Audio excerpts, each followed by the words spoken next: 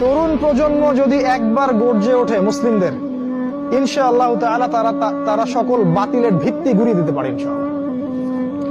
তরুণ প্রজন্মের মধ্যেই ছিল খালিদ বিন ওয়ালিদ, তারেক বিন জিয়াদ, এই মানুষগুলা, ওমর ইবনুল খাত্তাব, আলী ইবনে আবি তালেব, যায়েদ ইবনে হারসা, আসাদুল্লাহ, সাদ ইবনে আবি ওয়াক্কাস। এই যে সাহাবায়ে কেরামদের নাম আপনারা জানেন, তরুণ সাহাবী ছিলেন যখন তারা ইসলামের পক্ষে দাঁড়িয়েছিলেন।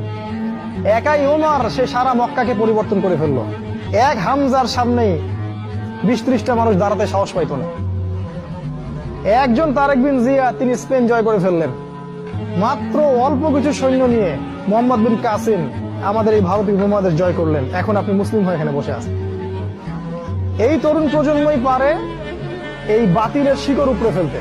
এই জন্য মাসিহুদ দাজ্জাল এবং তার অনুসারীরা খুব ভালো করেই জানে যে মুসলিম তরুণ প্রজন্মকে যদি আমরা আটকাতে না পারি, তাহলে আমাদের ভবিষ্যৎ খারাপ আছে।